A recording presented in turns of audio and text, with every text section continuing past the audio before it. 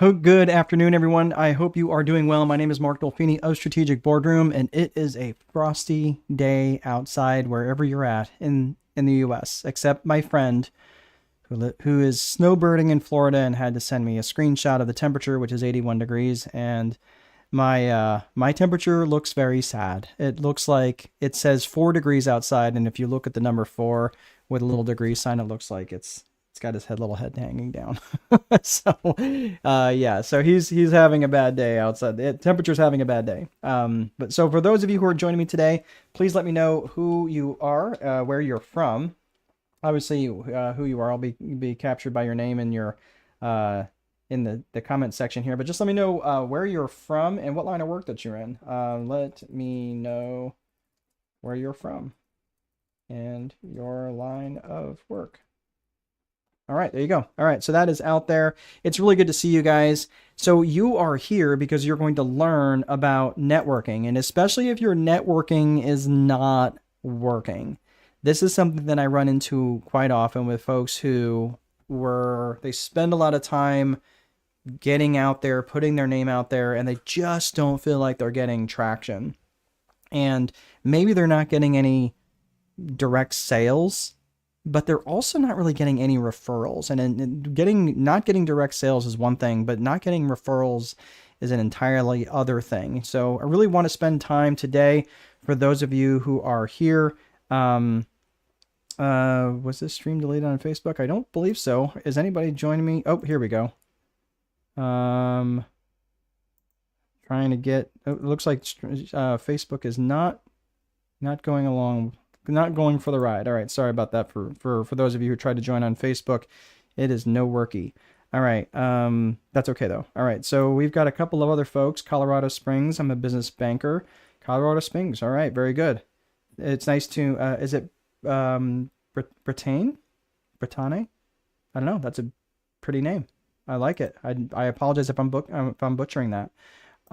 Carol from Nashville, Tennessee, health and wellness. Very good. I've got a few really good friends down in Nashville and Franklin area and a couple in Murfreesboro. So really love, I don't really need much of an excuse to go straight down 65 to good old Nashville. I live in Lafayette, Indiana. So that's straight south. And that there's a dinosaur world. For those of you who if you've got small kids, it's just south of Louisville in Kentucky. And we have a 3-year-old who is absolutely adores dinosaurs. And if for any of you who may follow me on social media, she had her T-Rex and had a little ribbon tied around the T-Rex's tail. That was really adorable. So, oh, you're in Franklin. How about that, Carol?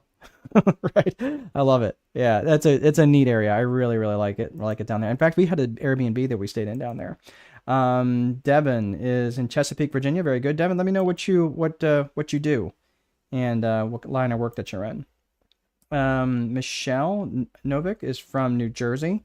Let me know from where in New Jersey, Michelle. I actually grew up in the tri-state area. I grew up in the Catskills, so I'm not sure if what part of Jersey that you're from. It's interesting too, because Jersey is really like North Jersey and South Jersey. It's really two very different groups of people from North Jersey to South Jersey. I'm sorry. Is it Cyrene? We're gonna go with Cyrene. Washington State in the hospitality industry. Very good. And Devin, you're an insurance broker. Very good. All right. Excellent. Well, I'm glad that all of you could make it today. Here's the thing that I want to talk about, and we're going to get into this. And I love that you guys are chatty already. Don't let that drift off. If you've got questions, if you've got comments along the way, please feel free to light up the comment section. That just kind of lets me know that you're engaged, that you're not trying to multitask, because that's the main thing, right? And I'm so guilty of this too. I was going through a video course that I had paid a few bucks for, and I paid for this. And I found myself in the middle of this video course checking my phone and wandering over here and doing other things. So I have to train my brain just like the rest of everybody else, and allowing those distractions to come into my life. I was missing nuggets, and I had to go back and re-listen to some of these things because I was allowing myself to be distracted. So really what we're doing is we're trying to train our brain for over the next about an hour or so. Probably I put this down for 90 minutes. I don't think it's going to take that long, but it's up to you guys. If you've got if you've got things to discuss and you want to go through them, I'm happy to to discuss those things. Michelle, you are in Livingston. I do not know where that is. I don't actually know Jersey as well as I once did, but I grew up in the Middletown, Newburgh area in New York. So, okay, well, let's get into this. So, if your networking is not working, I want you to start thinking about this. You are a certified senior advisor. Okay, very good, Michelle. Thank you for joining us today. What I want for you guys to think about is if your networking is not working, I want you to first and foremost, I want you to think about this, all right? And before we get into the real meat and potatoes, I want to ask each and every one of you to pay attention to something for me, okay? I am looking to connect with business owners and entrepreneurs that you may know who are in the service industry, who are in the contracting industry. You might think of coffee shop owners. They might be restaurant owners. They might be in the real estate business. They could be in sales. They could be in rentals. They could be property management, or they could be in contracting, like heating and air conditioning, general contractors, or even people who do room additions. Okay. What did I do just there? What did I do just there? Think about that for a second. When I started asking you really specific people and industries, you might have been thinking, oh, wait, I know Joe who's got that coffee shop. My brother's got an HVAC company. My friend is a realtor, right? That is really, really critical when you're asking for referrals. We're not talking about going out and networking to try to sell to the person across the table. That's not networking, right? That's direct sales. And that's a very different thing.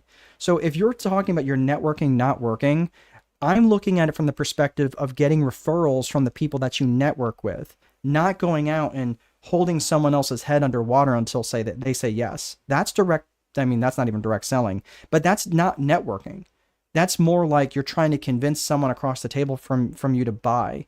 So I want to make sure that we're understanding the difference between networking and going out and trying to sell to people in your network. Those are two very different things. Does that make sense?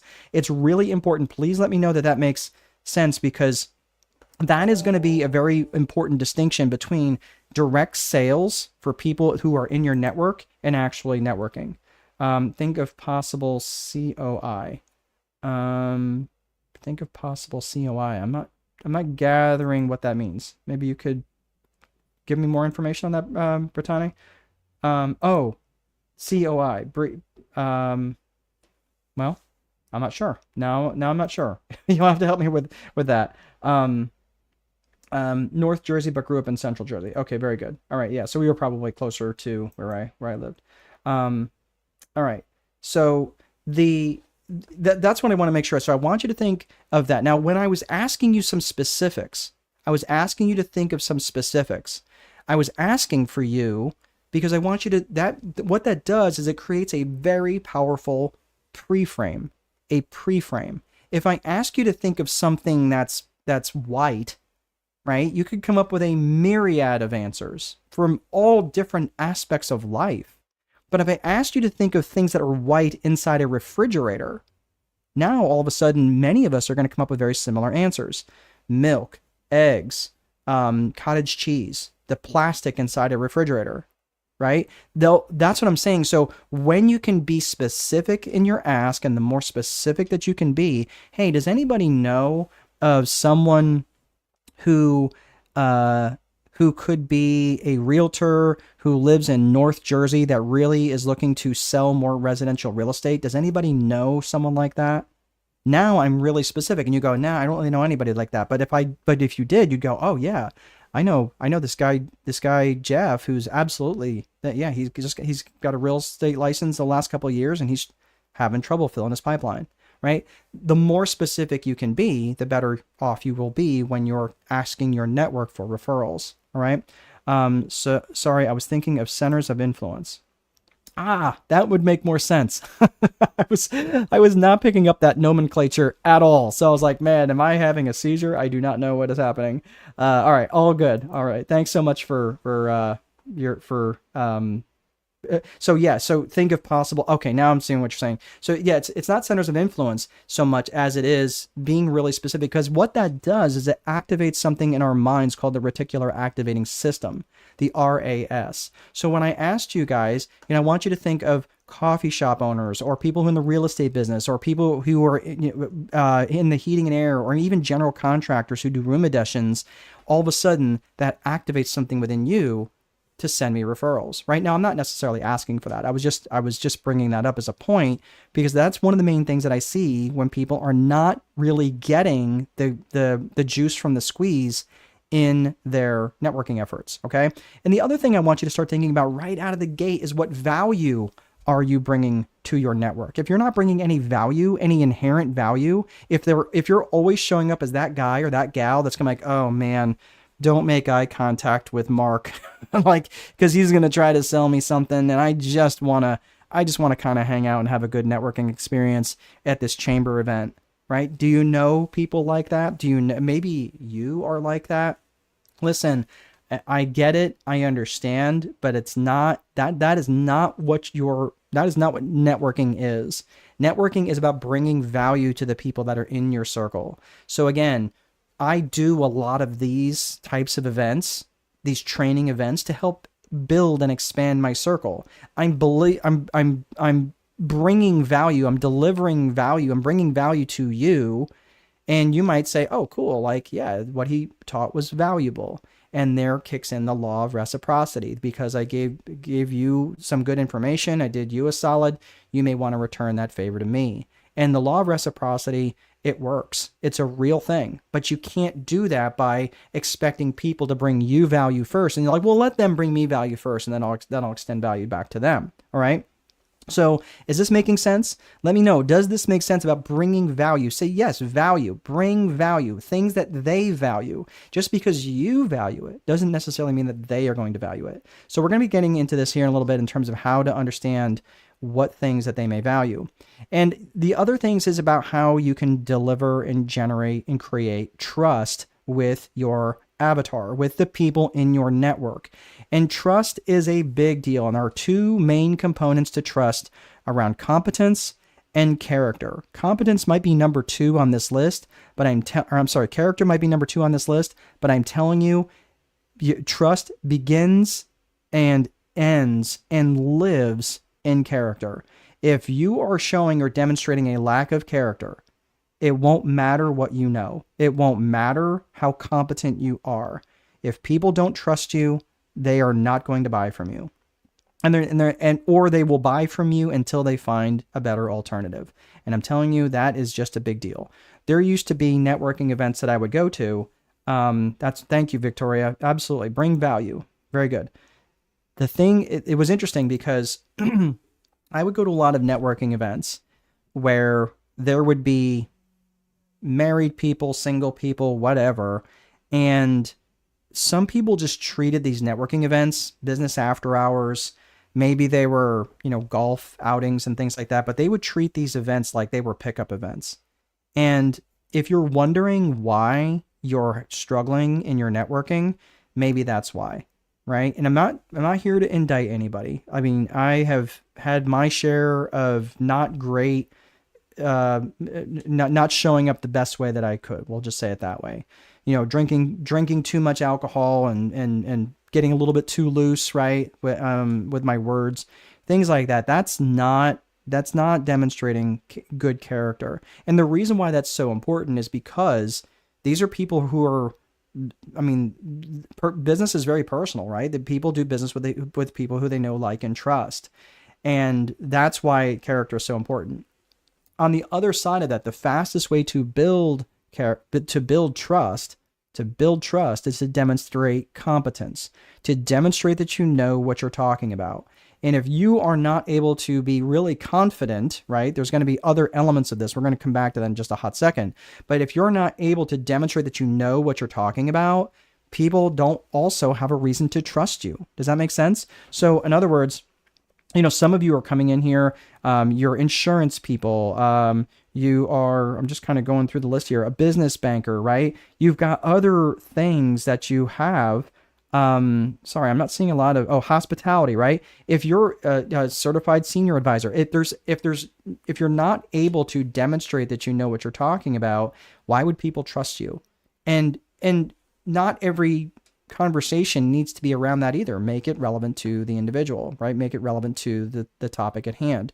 There are other elements. I think these number one and number two, character and competence, I believe that they are two trees that share a symbiotic relationship. They basically share the same root system. And out of those two trees that share the same root system comes these other fruits. And you've got caring, trust. You've got confidence, trust. Commitment trust, communication trust, and consistency trust. Let me run through those real quick. When you demonstrate caring trust, have you ever heard that people don't care how much you know until they know how much you care? That is part of character. If you only care about the sale and that's what you've been demonstrating, if they don't, if you're like, yeah, once he gets your money, good luck getting a hold of him. Or yeah, once she gets the sale, she's just going to ignore you after that. Right? And there's a lot of realtors that way. There's a lot of insurance people that way. There's a lot of people in general that way. And I'm not picking on real estate or insurance people. That's just what comes to mind. But think about that. How can you demonstrate caring beyond just the transaction? How can you demonstrate confidence? Confidence. That's part of competence, right? And that's a fruit of competence, where when you're demonstrating confidence, you're demonstrating not only do you know what you do and you know your thing really well, but you're confident about it. If I came on here and said, well, I kind of know a little about, maybe some things I can show you, or about networking, maybe might be able to help you. You're like, dude, who is this dude? Why am I going to listen to him? I'd have an empty room already, right? But the room is building, right? That's why I'm saying that's important to consider how confident you are. If you're not confident, you probably need to boost your competence. You probably need to boost your knowledge until you gain more and more confidence. And sometimes it's just a matter you're not confident because you haven't had enough at-bats. You haven't had enough conversations about this thing, especially if you're new in a field, right? That might be something you might have to work on. Commitment, trust. How much are people going to trust you if they don't feel like you're committed? And I'm going to say something, and I'm not asking anybody to volunteer if this is true, if you're welcome to, but I'm not asking anybody to volunteer this, but this was absolutely true for me, is that I had so many things going on, and this is so true for serial entrepreneurs. They had this real estate business going on. They had this house flipping business going on. They sold insurance on the side, and they sold some sort of essential oils on Facebook Messenger, or when anybody, like, they had all these different serial entrepreneurial things going on. How committed are you to any one of those things? Not much. Not much. It stands to reason why people might not trust you, because they don't feel like you're committed to anything other than the sale, other than yourself. Why would they feel like they would trust you, right? That makes sense? And if that resonates with you, I'm not here to indict you. I'm not here to call you out. I'm just saying, think about that. Why would someone trust you if you were so scattered all over the place? I use this example, and it's really true. I'm gonna change the name, but there was this guy I knew who called himself Real Estate Ralphie. And Real Estate Ralphie, he owned this particular color. We'll say the color was yellow. And Real Estate Ralphie, whenever Real Estate Ralphie puts stuff up, you're like, oh my gosh, this is Real Estate Ralphie stuff. And he was in real estate, and he was particularly a wholesaler. And that's what he was known for. And then one day, Real Estate Ralphie starts posting on his Messenger something about some $10 bag of mushroom coffee. I was so confused. I was like, what are you doing? Are you in the coffee business now? Like, what happened to this real estate thing that I knew you for several years? How committed could I trust this person now to really take care of whatever I was doing in the real estate world, right? Because they wanted to sell a $10 bag of coffee. And who knows? I get it. Maybe they were trying to shift, but that wasn't the case. They were not trying to shift. They were trying to add that to some repertoire, and it was extremely confusing. Communication trust. How much can they trust your ability to communicate? How much can they trust how articulate you are, how well you speak, how consistent you will be in your communication, how often you'll communicate, and also that last piece there is consistency trust. How much can they rely upon you to be consistent in whatever level of consistency that they need, and hopefully not consistently bad, right? But consistent in your deliverable, consistent in how you are showing up. So I see a few more people have joined us today. Welcome, first and foremost. And you are here because we're talking about if your networking is not working. So we're going to just hang in there. Let me know where you're from and also what line of work that you're in so I can kind of make this relevant to you. Victorious is an insurance broker and a life mastery coach. Okay, very good. All right. So welcome. So these are all the different things around trust that I want you to start thinking about in how you might be not showing up the best. And I will tell you, for me, probably the biggest one is consistency trust, right? I'm very consistent around a few very good things. I'm not consistent with my email, and that's a problem. So you know what I have to do? I have to hire someone. In the past, I've had a chief of staff, but when I had lots of different businesses, now I don't have as many businesses, but I had to have an admin who would check my email for me and say, hey, I've got these 5 or 6 emails. I really need you to return those today. Okay, perfect. Because I knew how inconsistent I was with my communication in my emails. And some people, that's all they would do is communicate via email, right? So start to back build those infrastructure with that. So one last little thing I want you to think about, because I know some people just kind of want the win right out of the gate with these, and then we're going to get into a quick agenda and about what the rest of today is going to be about. So I just want you to remember that the value of your net worth, how much you are worth on paper, financially, is directly related to the value of your network. And I would also tell you that the value of your worth in general, right, is the value of your network. There was someone who recently had reached out. And this is not a person that I know well. I mean, we are barely connected, and had asked to borrow like $20 or something. And I was like, and it was like in the middle of the night. Like it was like 1 a.m. and I just happened to be finishing up my homework. I'm in a PhD program right now, and I just finished up my homework, and I was just dog tired. And I looked at it and I was like, is that real? Like, did they get their account hijacked? Like it was just a very weird thing. And I'm thinking, like, how bad does it have to be that they're asking someone out of the blue that they barely know for $20 in the value of their network? Like, what is their network like if they have to ask some random stranger for $20? And I messaged back the following day, never heard back, but it was just very strange to me. Why? Right? So think about that. And I still don't know if it was legit or not, but just think about that. If what's your network like? You need to maybe up level your network if you're, having to go out for things like that. All right. So let's look at the agenda. We're going to get into, first and foremost, the Viper framework, the Viper methodology, which is really, it's a great framework if you're a business owner, but it's also really relevant to anybody who is trying to grow a business and trying to network their way into something more effective. We're going to talk about the 4 core functions of business, which have to be true in every business. We're talking about lead generation, which is where the conversation starts. And then we're going to be talking about networking itself. So we're going to be leading all of this. So we're taking a top-down approach from the Viper framework through the 4 core functions of business, the lead generation, then into networking. And then finally, I'll give you some success strategies and some resources for you guys all to be part of at the end. All right. So we've got a couple of other people. So Michelle had to re-sign back in. Oh, okay. All right. Well, glad you can come back. And Mark is in South Jersey, Reputation Management. Very good, Mark. Glad you could join us. Love your name. And all right. And this is Emily Sockler from Colorado, Payroll and HR Specialist. We got lots of folks from Jersey and Colorado today. You guys are representing well. All right. So let's get to the one thing, the main thing about the Viper framework is it is a strategic approach to managing your life in your business. So this is a top-down approach. We are going to get to some tactical, real-world things that you can do in your networking, but I just want to take a real quick couple of minutes and walk through the strategic framework in terms of how I approach business. So the way that I do that is through this Viper framework, right? Which is an acronym for vision, infrastructure, process, execution, and reporting. For those of you who would like a more detailed, expanded view of this, It's in my book. It's right over my shoulder here, The Time Wealthy Advantage. I'm not here to promote that. I just want you guys to know that that is what this is about. So, or that's where that's where I had boiled this all down. So the Viper framework: vision, infrastructure, process, execution, and reporting. Let's start with vision. Vision is broken up into two pieces.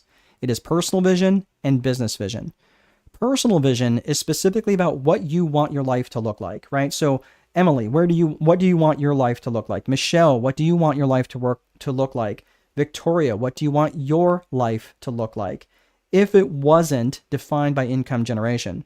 Brittane, what do you want your life to look like if it wasn't defined by income generation? So in other words, you wake up tomorrow morning with $30 million in your bank account. And again, $30 million might sound like a lot of money, but it's not going to let you live a life like Justin Bieber or Beyonce, right? You're going to have to be a good steward of your money so you don't blow it all away or give it all away or whatever. So I want you to think about that from day-to-day perspective. What would your life look like? And you probably will still want to be productive in some aspect. You might still want to work a little bit. I know that I would, right? And like if I woke up with $30 million in cash, right? Like that would be life-changing, I think, for most people. And I'm just thinking, like, for me, I don't think it would really change that much for me. I really enjoy what it is that I do. So I'm just saying, like, from the personal vision perspective, where do you want to go? What do you want your life to look like? Where do you want to go? And if it wasn't defined by income generation, if your job description wasn't a life description, think about that, and think about that for a second, what that would look like. And the reason why is because then the business vision or the career vision is going to say, great, how are we going to get there? And you're going to reverse engineer this business that's going to deliver that personal vision for you. So I work with a lot of entrepreneurs, a lot of solopreneurs, a lot of people who are in business for themselves, or at least they are salespeople who can dictate their future. But here's the thing.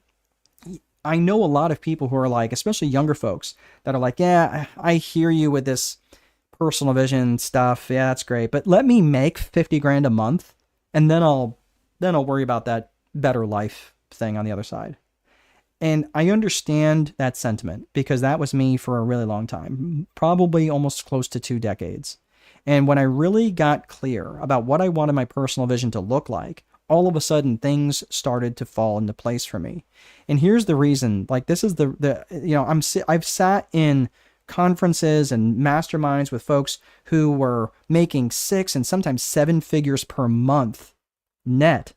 And they were absolutely miserable because they were confusing achievement for fulfillment. And the reason why that's a problem is because they've created a business vision before they ever came up with a personal vision. And the danger in creating a business vision without ever giving any consideration to a personal vision is that you end up creating a life that exists to serve the business. So I'm just telling you that it just sucks. It's like an empty well that just can never get filled in. So let's put the fries in the bag on personal vision.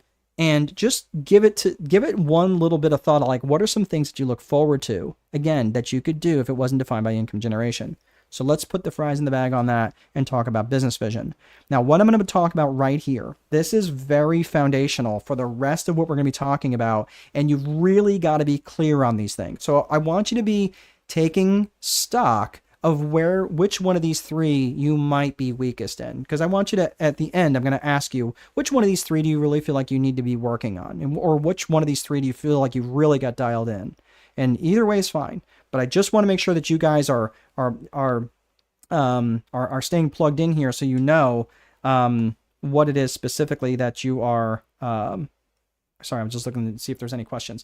So I just want to make sure that there's going to be some areas that you may need to work on. So let's get into the 3 C's of business vision. And those things are core purpose, core values, and client avatar.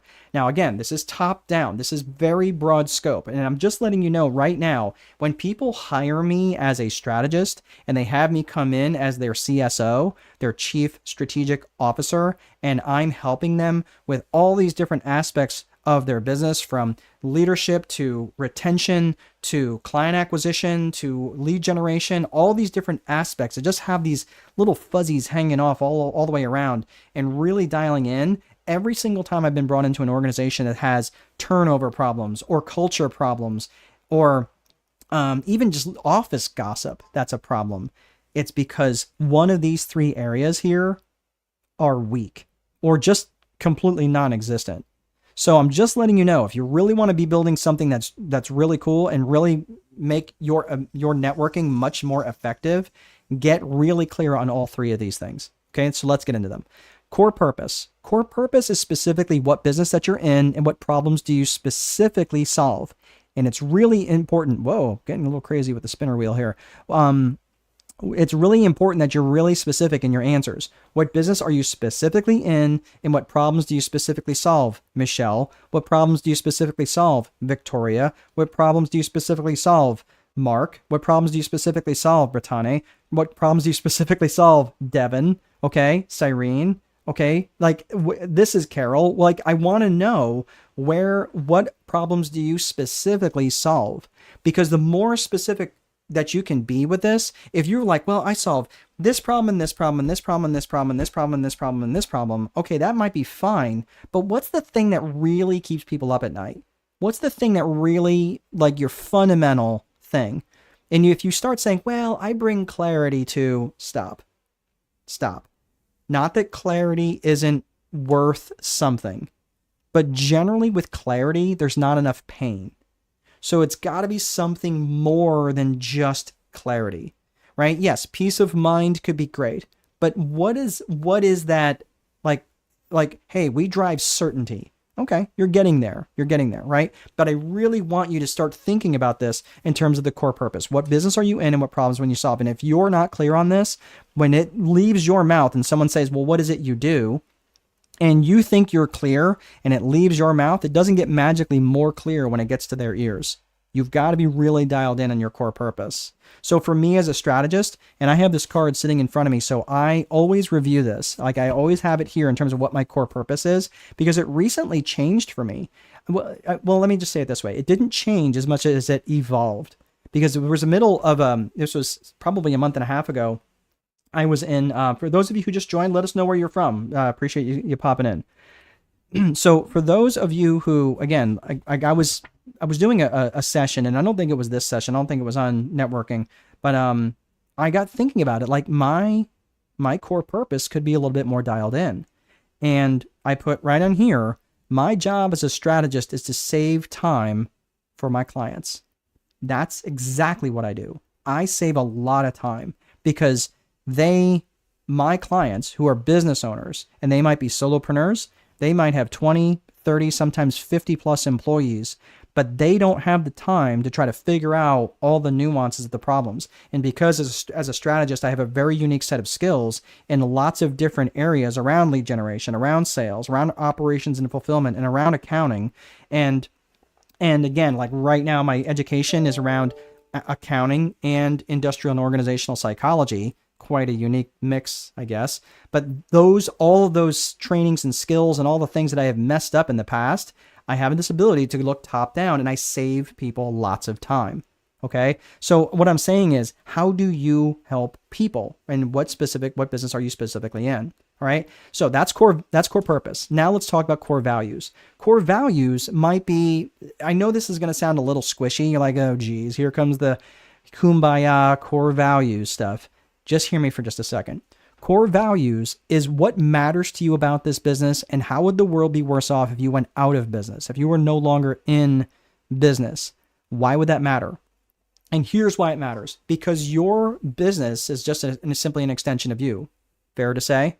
Your business is just an extension of you. So because your business is just an extension of you, your core values are going to spill into the business. Right? Have you ever had, and I'd like to hear from you guys, have you ever had a manager that you were like, oh my gosh, I can't stand being around that person because they don't align with your core values? Have you ever had maybe a family member that didn't align with your core values? Have you ever had a friend, or maybe even a former,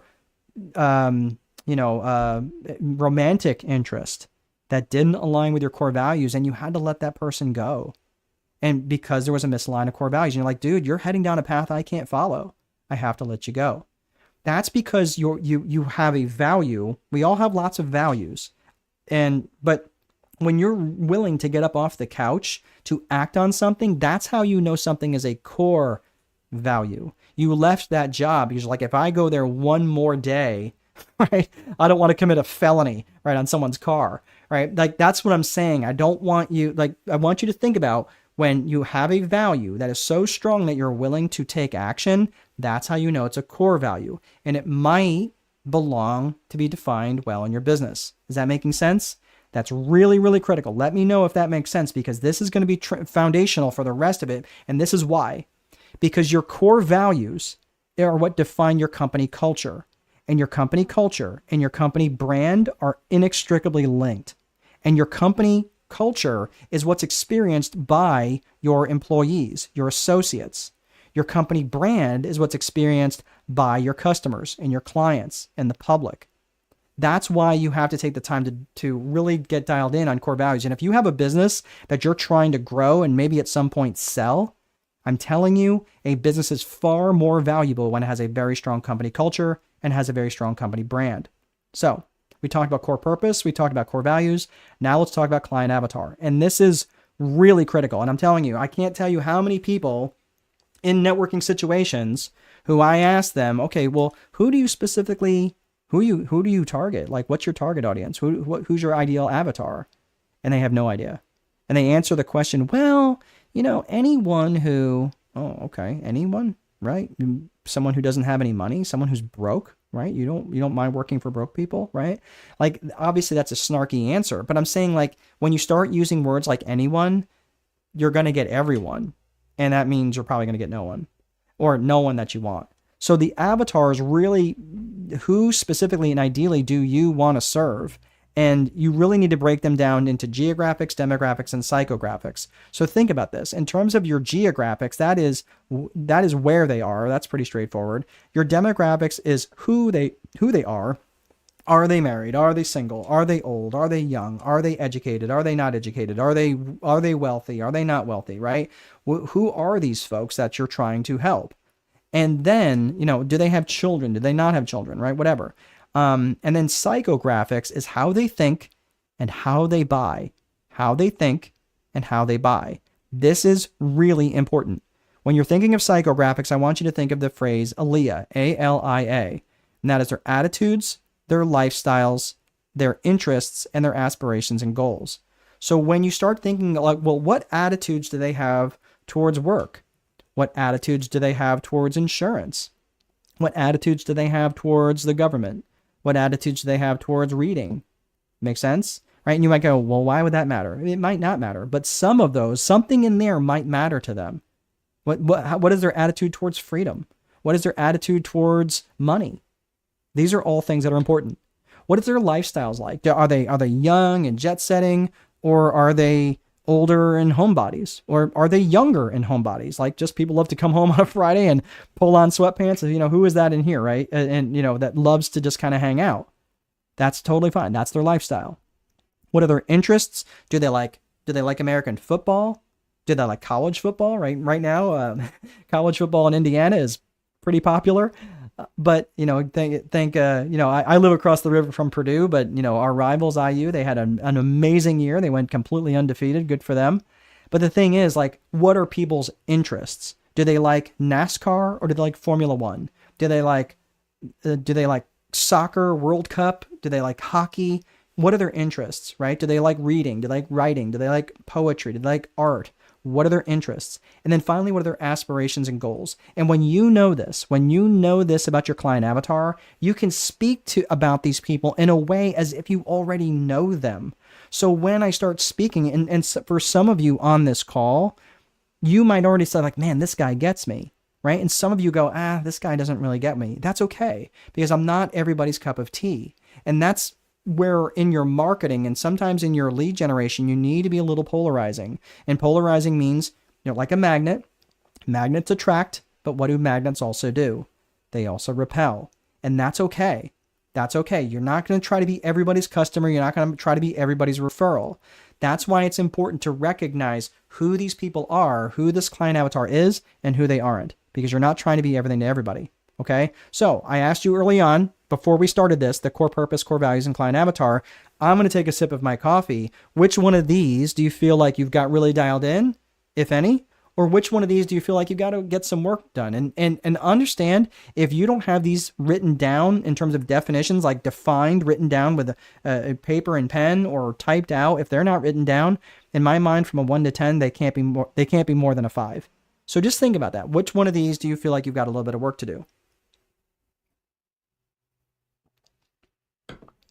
All right.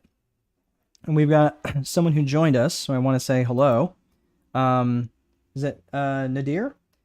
Is new in Montreal, looking for new opportunities, and as you know, we need to network for that. Yes, we do. Glad you could join us. All right. So so you guys put that down. I want to know where you feel that you need to do some work in your 3 C's of business vision. All right. So number 2, we're going to be talking about the 4 core functions of business. This is the second agenda item. And the 4 core functions of business are pretty straightforward. They are lead generation, sales, operations, and accounting. And your customer's journey through your company happens in that order. They experience the lead generation, and then they experience the sales function. And sometimes, if you are doing networking, sometimes the salesperson is also doing their own lead generation. Okay, but don't get those things mixed. Lead generation and sales are 2 different functions. All right. So let's see. Carol's the first one. Dialed in. Client avatar needs work on core purpose. Okay. So client avatar is dialed in. That's great. So that means you could really speak well about your client avatar, but you really need some work on your core purpose. That's perfect. All right. Listen, the core purpose, that's a tricky one. And that's not one that people really challenge often. If you have lots of different core purposes, especially if you've got a personal brand that doesn't necessarily align with lots of things, like you're doing lots of different things, that can be challenging. All right. So we've got another person, Brittany. Core purpose needs help. It's tricky. It is. It's tough. But I'm glad that you're identifying this. So take that time, set some time aside to get really clear on what it is that you do and what problems do you specifically solve. Okay. So, and that's going to really be helpful and land. That might be the reason why your networking isn't as effective or really bearing any fruit, because again, if you're not that clear, how would you expect anybody else to be clear? If someone says, well, what does Mark do? And you've heard me a few times say that I'm a strategist and you're not really sure what that means, I've not done a great job explaining what it is that I do, right? And again, well, I bring clarity. That's not enough. But if I say I help business owners get more time back in their day so they can have much more profitable businesses and with much healthier company cultures, and I save them a lot of time, okay, I'm getting there. It's at least a little more clear. But again, I've got to get that stuff dialed in. Otherwise, for you guys, it's going to be much more difficult for you to send me referrals. Fair to say? All right. All right. I think that's everybody. All right. So from the 4 core functions of business, lead gen, sales, operations, accounting, when it comes to the lead generation function, the lead generation, it lets the world know that you're out there through a variety of marketing approaches. And I'm just going to hit this rather quickly. There's really I'm not going to get into all these different approaches. There's outbound marketing, there's inbound marketing, and just the difference between outbound and inbound is who initiates. Think of who initiates. In outbound, think of that as like interruption marketing, where they're sending out ads. They're on one of the ads that gets interrupted on Instagram, right? Or maybe a billboard as you're driving down the interstate. An ad that shows up on your radio station, things like that. Inbound marketing, you want to think of the customer or the prospect initiating. So they're like, man, I really want to buy some organic hot dogs. Where can I buy organic hot dogs? And you go online, you go organic hot dogs. And it's like, okay, here's all these websites for organic hot dogs. And it's like, oh, did you know, like now it pops up because that's more SEO. Right. So they're initiating. So now they go out and they find you that way. So that's more inbound marketing. If you're looking at direct response is where you're asking someone to take a very specific action. And that can go out through outbound or inbound. But direct response is like, hey, I'm going to ask you to do something like open up, so go to this thing right now. Click on this link or type in almond in the comments, right? That's direct response, where you're asking them to take some sort of direct thing, do this direct thing, go to this store at this time and do this thing, or click on this link and enter in your information. And that is direct response. That personally, I like direct response out of all the marketing approaches, just because there's so many positives to it, because it can be tracked. You get a little bit of branding bump from it. Like, there's real actionable things that you're doing with direct response that I like. So networking is up there. That's a marketing approach for sure. When you're looking at taking at alliances, you could be take and hitch your wagon to somebody in an alliance. A joint venture is kind of similar. JVs are joint ventures, are a little bit more formal agreements where you have two entities that join together that become like this one new legal entity, right? So those are pretty rare, not rare, but not as often as alliances for sure, where you may have just a symbiotic relationship where you might be thinking of like Starbucks inside of a Barnes and Noble, right? That's more of an alliance, right? But where there's really not a joint venture going on, because they still retain each individual sovereignty from their businesses. And then you have press releases, and then you have affiliate marketing, things like that, right? So I'm just saying, like, these are various different marketing approaches that, by the way, your networking should absolutely be alongside these things. If you're only doing networking for your lead generation, well, what happens during episodes of like a pandemic? What happens during like when things slow down or your circle naturally closes up a little bit? What happens if you're not well physically, yet you can't network as much as anymore, right? Or like sometimes you lose your voice, sometimes you can't talk, right? It can be difficult to network. So there's lots of different reasons. That's why I like having multiple, I would say 2 to 3, depending on what your bandwidth is, but at least have 2 marketing approaches going at any one given time. You never, ever, ever want to rely on just one single lead source. I just think that's just dangerous, in my opinion. When you're looking at networking, this is word of mouth marketing, and there's a real universal truth when it comes to word of mouth marketing. And that universal truth is that word of mouth marketing is always working. The question is it working for you or is it working against you? So you have to think about this when you're trying to get your name out there and you're trying to network and be seen and all these different things, right? Like, you have to think about how it could potentially be working. And I didn't always get this right. And I would show up to a lot of different networking events, especially in my town and in Indianapolis, which is about an hour south of me. I mean, I was well known. Now, I can't always say that I was known for the best things, like for showing up the best way. But the thing is that it is about getting the right kind of attention, the right kind of visibility. Because let's face it, the new gold rush is for attention.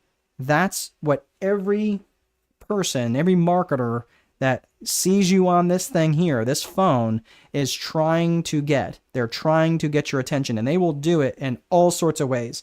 Think about it. If news was a product, and it is, since news is a product, the best thing they can do is be very polarizing. Most of the news that they post out there is extremely negative, fair to say. And again, right now, we've got a lot of negatives. I don't care what side is on. Like, I think there's a huge middle of us is just kind of going, oh my gosh, can mom and dad just stop arguing? Because this is exhausting. I just want to go back. I want to create a social media channel of just cat videos, because that makes me happy. And yeah, maybe it's like holy crap, I don't even want to go on social media anymore because it's so polarizing, right?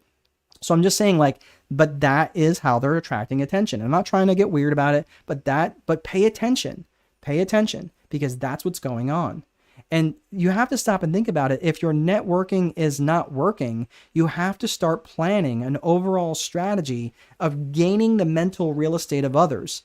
That's the attention that you're looking for. And you can't do that if you're fragmented and doing all sorts of different things. You can't do that especially, and I'm just putting this out there, I don't hardly make any real political comments or anything like that on my page.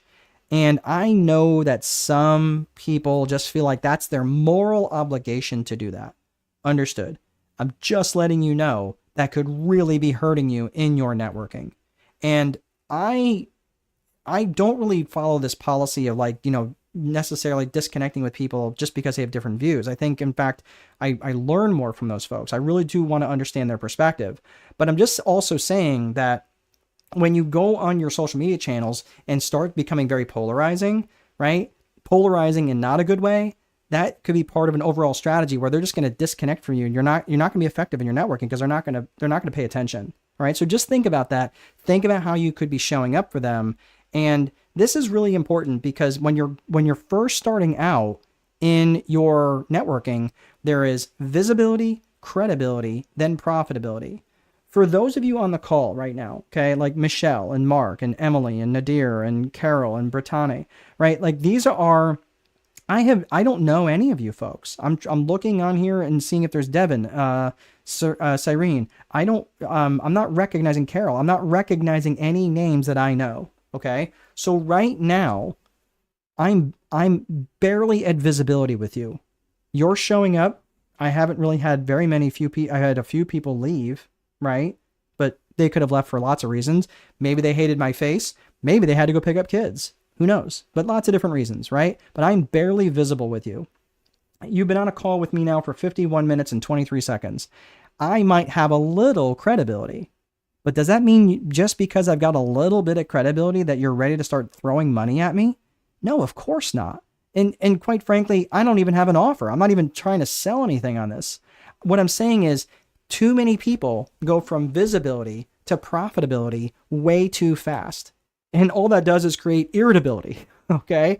So you have to recognize that there is a process. You have to follow the steps. You show up with visibility. You demonstrate some credibility, which builds what? You heard me talk about that before. It builds trust. It builds trust.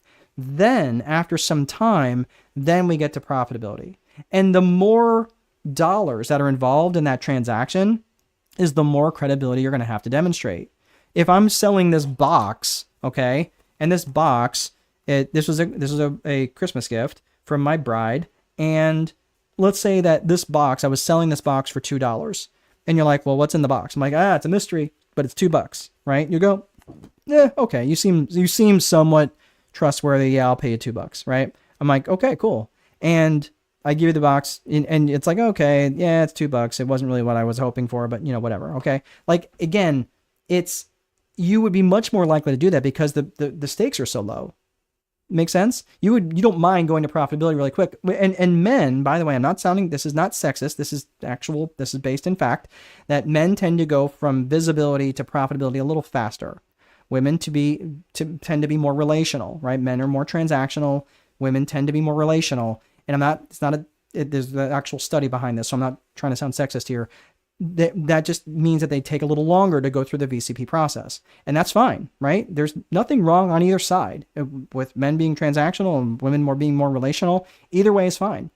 But you have to understand that if you're a female networking with other females, that female that you're working with, if you're a female who tends to be more transactional, you may have to recognize that the female across the table from you might take a little bit more time to send you referrals or to maybe even do business with you directly. Okay. So you just have to recognize that. There was a really good book that was written by Ivan Meisner, Hazel Walker, and Frank DeRaffaella called Business, Networking, and Sex, Not What You Think. They wrote it back in the mid 2000s, and really, really good. And it really gets into the heart of the matter around this very thing around gender. So it was really, really interesting. So visibility, credibility, profitability, and this is something that I learned when I was in the BNI world. I was a BNI. I was up in the area director role for a little while. I mean, I was in it for 14 years. Loved BNI. It's a networking organization, and just if nothing else, it's just really good to check out. I really enjoy those folks. I haven't been in it for a number of years, so I get nothing for mentioning them. But anyway, if I were to ask the 5 people that were closest to you, what is it that Emily does? What is it that Carol does? What is it that Mark does? Nadir does? How many different answers do you think that I would get? If I was to ask those 5 people that were closest to you, what is it you do? And think about that. And maybe as just as a test, go and ask the people and say, hey, look, if you were to describe, and you don't get to correct them, you don't get to correct them. But if you went to them and say, hey, can you describe to me what it is that I do? And if these 5 people who are closest to you are giving 5 different answers, how in the world are you possibly going to expect people who are not that close to you to give referrals that are going to be meaningful? Again, you got to get back and be really clear about your core purpose, your core values, and your client avatar. This is, again, about owning their mental real estate and not being so fragmented, especially among business owners who are like, oh, I'm a serial entrepreneur and I've got 12 different businesses going on. I'm like, okay, what hat are you wearing today? You've got to own their mental real estate, and you've got to be a little divisive, and you've got to take a stand. Like kind of like I was saying earlier about being a little polarizing. You also have to ask for referrals. Have you asked, hey, Carol, I know we have been networking for a while. Can I ask you a question? You've never sent me any referrals. I've really worked hard at sending you some. Is there any reason why? Right? Or, can I specifically ask, do you have any connections, Carol, to any HVAC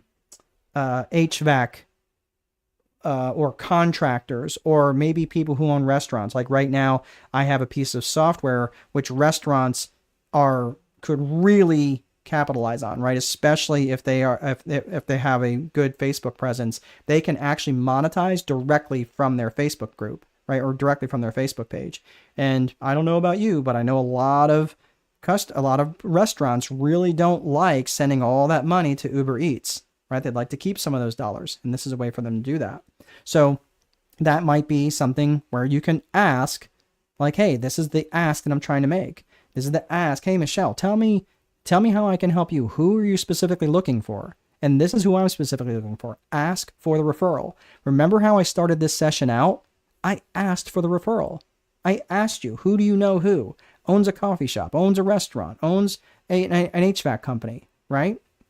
Think about that. So how often are you actually asking? And again, lead with lots of value. Don't just show up and say, hey, here I am again to network, and I'm not bringing any real value. If I know that Nadir lives in Montreal and is looking for new opportunities, okay, well, I don't really know, Nadir, what you exactly that you're talking about. But if we were networking a little bit, I'd say, well, tell me a little bit more about that. What exactly are you looking for, right? Tell me a little bit about your goals, your aspirations. Now that person Nadir becomes an avatar, right? It's like, okay, cool. Now let me understand what your goals, your aspirations, right?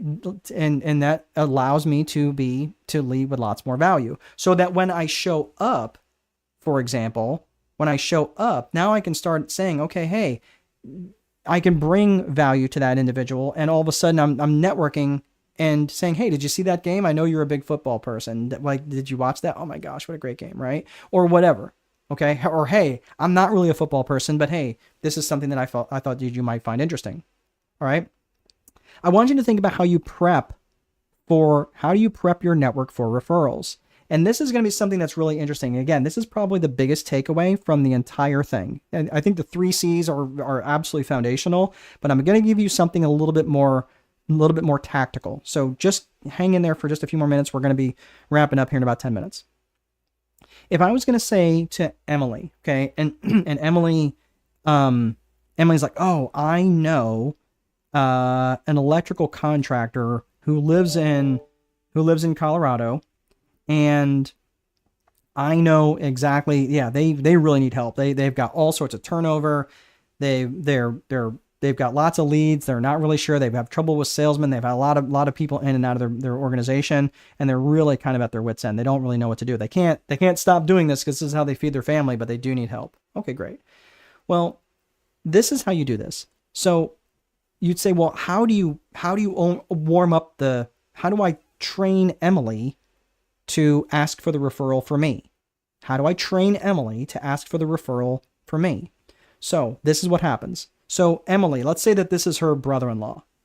So I'm going to say, okay, hey, Emily, let's say that next time you're talking to your brother-in-law and he starts going off on, oh my gosh, I had 3 more people show up on Wednesday. They showed up an hour late.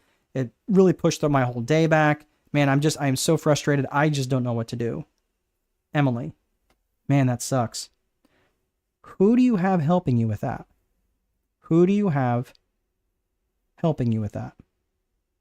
That answer is going to dictate how she can hand that off to me. Does that make sense? Who is helping you with that? So when Emily asks her brother-in-law or the referral, who's helping you with that, he might say, dude, I don't even know. I don't even know if anybody can help me with that. Well, tell you what, I actually was on this call with this half bald guy, 53-year-old, who's got a 53-year-old daughter who lives in Indiana, who actually, he might be able to help. Would you be open to having a connection, a conversation with him? Like, sister-in-law, I would love that. Give me his name. I will happily chat with him. Or, no, I'm good. I don't want to get into all that. Right? Okay. Done. There's no referral, and sometimes the no referral is better than the referral, right? We all know, like, oh my gosh, why did you send me that person? Did I make you mad? Right? But you start thinking, like, who is helping you with that? That is a really good way to train your referrals, to train the people who are doing your networking, who you're networking with, to ask for referrals for you. So you're not selling to all the people in your network. You're getting them to act as your sales team. Does that make sense? Does that make sense? So again, just to reiterate that, because that's so important, is if I ask Carol and I say, Carol, anytime if you're talking to a restaurant owner and they're like, yeah, man, I really am, we're just dying for sales. Like, we do all this social media stuff and it's just not helping. Okay, well, who do you have helping you with that? Well, we've got this 19-year-old handling our social media, but there's no real connection. Okay, well, is there anybody else that's helping you with that? No, not really. Okay, well, would you be open to having a conversation with someone? I was on this call and blah, blah, blah, and yada, yada, right? So you see how that could work? Who's helping you with that? Really, really powerful way to do that. Right? Is this making sense? Because you guys have gotten really quiet. So let me know if that's making sense, if that's helpful for you. So let's talk about some success strategies. I'm going to give you these really quick. They are the 15 reasons why people buy, the 6 principles of persuasion. There's actually 7 because I actually have to update this. Robert Cialdini actually talked about the different principles of persuasion and then different mistakes to avoid. So I'm going to put this up there. Emily is saying, yes, thank you. Okay. Glad that was helpful for you. When you're talking about the 15 reasons why people buy, I'm going to take myself, let's see. No, it's making dollars. Mark, you have the best, you have dad jokes just like I got dad jokes. So, that is fantastic. Oh, I got a great dad joke for you too, though. Can I do a real quick dad joke? I'm sorry. I know I'm running a little long. What did the drummer name his twin daughters? Anna 1, Anna 2. I don't know why that joke is so funny to me.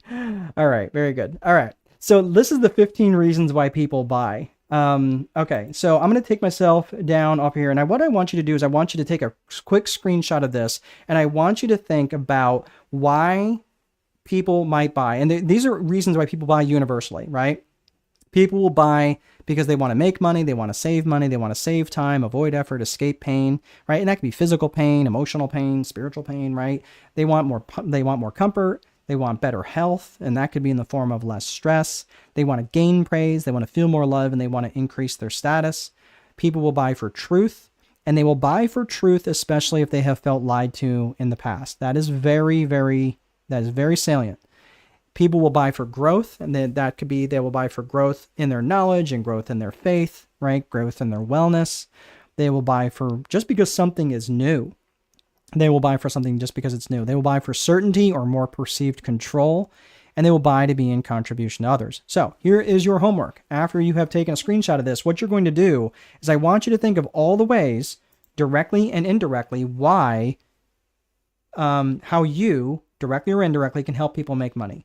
Directly or indirectly, how you can help people make money, and get a little creative with the answers. If you're like, dude, I build houses. I don't really help people make money.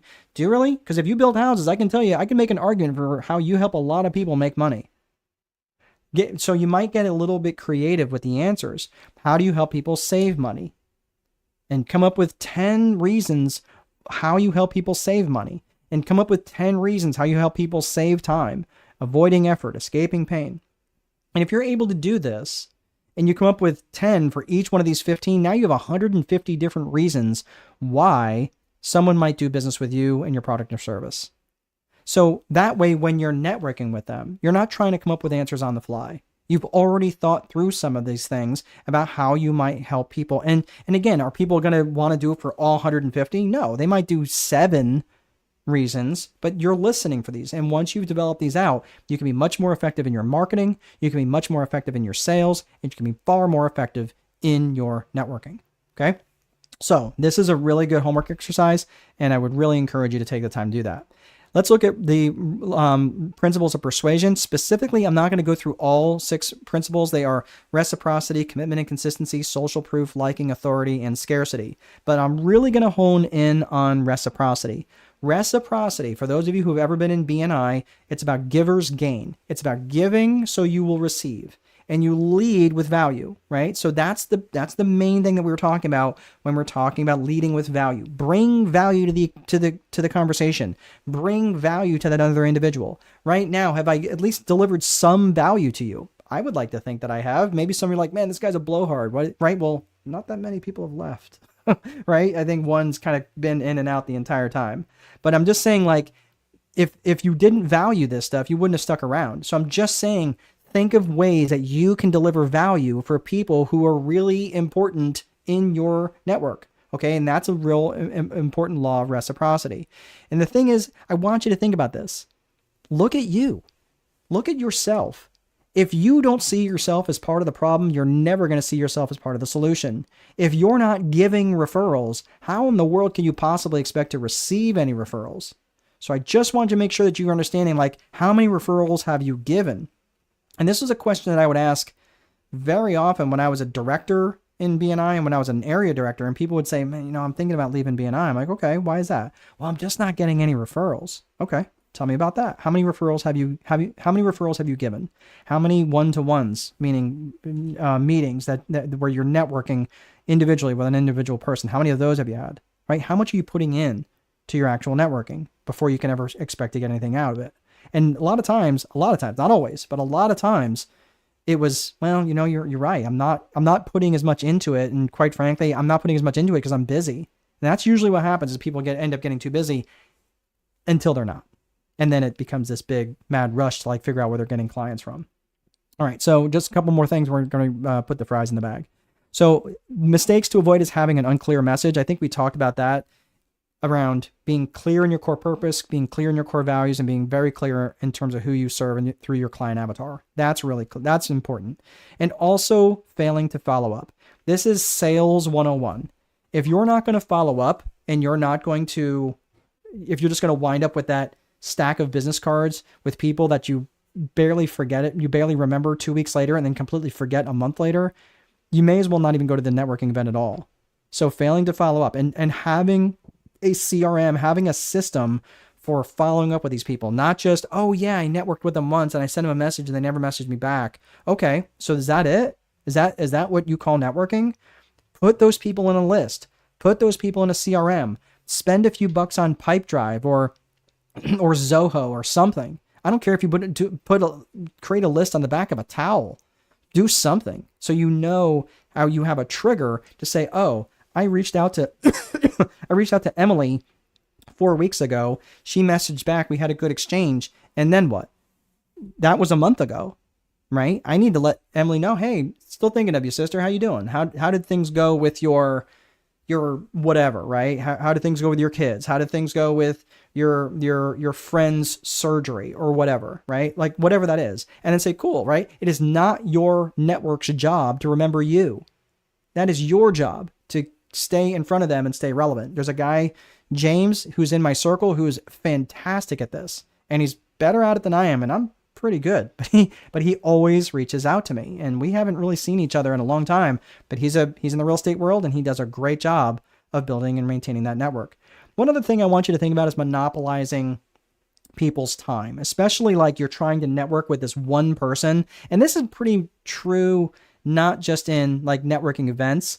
Like this is particularly true among introverts, but I see it happen too many times when like you're trying to connect with someone who's kind of important in the room and you're trying to monopolize their time, play it cool, man. Be cool. You just got to be like, hey, don't puppy dog lick them. And like, oh my gosh, you're so-and-so, right? That's fine. Be cool, man. Play it cool. Just network with them and say, hey, think about, and I use this analogy, and people who understand American football understand what I'm saying. Like, you have that quarterback's clock going on in your head where the football is hiked and it's 1,000, 2, 1,000, 3, 1,000. They know by 3, 1,000, they need to be throwing. They need to be getting that ball out of their hands, or they need to get out of the pocket because they know they've got that internal clock. You need to start developing that awareness where you're starting to monopolize their time. And generally what I'll say is, hey, look, Carol, look, I don't want to monopolize your time. Or, hey, Emily, I know we've been chatting for a while. Hey, Michelle, I know we've been chatting for a while. I don't want to monopolize your time. Let's connect. Let's connect after this because there was a few other people that I want to connect with in the room.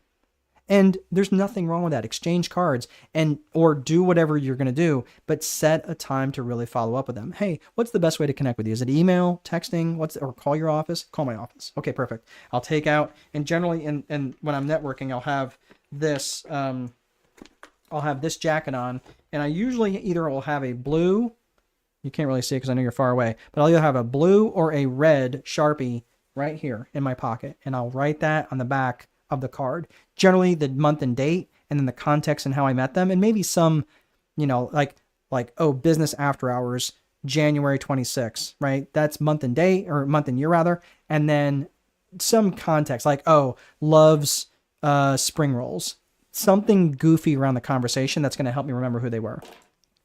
And so you don't want to monopolize people's time. Mistakes to avoid: don't be inauthentic. I mean, just inauthenticity just is not going to get you anywhere. Don't lie. Don't self-aggrandize. Just be your true self. And if you have some character flaws, maybe try to work on those. Like, don't allow those things to squeak out if you're doing some inner work on yourself. But inauthenticity, people they don't want that. They just don't know. And also not giving referrals. This is something that I have mentioned before, but and then recognizing that transactional versus relational thing that I talked about which is very typical of men being more transactional and very typical of women being more relational. But again, that is a very broad brush. It's not exactly universal. I'm just saying some people are more transactional, some people are more relational. And the transactional people tend to go through the VCP process a little bit faster. The relational people tend to go through the VCP process a little slower. I'm a dude. I'm a little bit more relational. I want to deliver more. I want to develop more trust before I just go, hopping into the profitability bandwagon. Okay. So that's just me. All right. Again, get to trust as quickly as you possibly can. And remember, the fastest way to create trust is to demonstrate competence. And the fastest way to destroy trust is to demonstrate a lack of character. So we're going to jump off here. There's one last little piece I want to share with you guys. This is it's funny, but not funny, but this guy right here, he is holding a gun to a teller right now, and he is a bank robber, and he has not made any attempt at all to cover or conceal his identity. So these two guys back in 1995, MacArthur Wheeler and Clifton Earl Johnson, robbed two banks in Pittsburgh. And again, they made no attempts to conceal their identity, except they rubbed lemon juice on their face. And they were so convinced that by doing that would make them invisible to security cameras. Yeah, I'm not kidding. So this is interesting. So what two researchers by the name of Dunning and Kruger, they really did this study based on false confidence. And false confidence is really, it's this Dunning-Kruger effect. So everybody starts down here at the bottom left where confidence is low and competence is low. But when you start out in that endeavor and you start learning competence really quickly, you spike in your confidence, right? It's this very false confidence. And all of a sudden you get to this peak of Mount Stupid where you realize, oh my gosh, I don't know what I don't know. And as you start to learn, you get in really quickly. Sometimes you learn really fast. Oh, wow, I don't know what I don't know. And you start to crash down into the valley of despair. So your confidence takes a major hit, even though you've learned a couple of things. And this is where a lot of business owners give up because they get into this shiny object syndrome. Oh my gosh, this is going to be a lot more work than I thought. And they start climbing up this slope of enlightenment. If they keep building on their knowledge, they keep working on their competence, and eventually they'll get up to the plateau of sustainability. my point here is to have a support system. And the thing that I'm going to offer you guys, it is no cost. You can come to my school room at Strategic Boardroom. That is the URL. I'm actually going to put the link in the group chat here, and that way you guys can go straight there.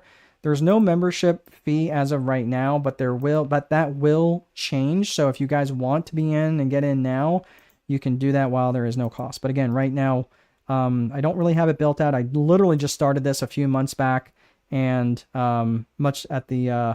with much coaching of people who are saying, hey, dude, you really need to be part of this. So anyway, so that's that. So if you'd like to go to that link, you're more than welcome to join me there. That is all I have. I'm happy to stick around if you guys have any questions. You guys have been a lot of fun. I really do appreciate you being so dialed in. And I really, again, I just hope that you're spending the time really working on yourself, really working on your core values, your core purpose, and your client avatar. You're working on those individual things that we talked about today, the 15 reasons why people buy. How are you showing up in terms of being trustworthy and all of those sorts of things? All right. So you are more than welcome, Nadir. Thank you guys for hanging around. And if you don't have any other questions, I will see you guys in the boardroom. Take good care.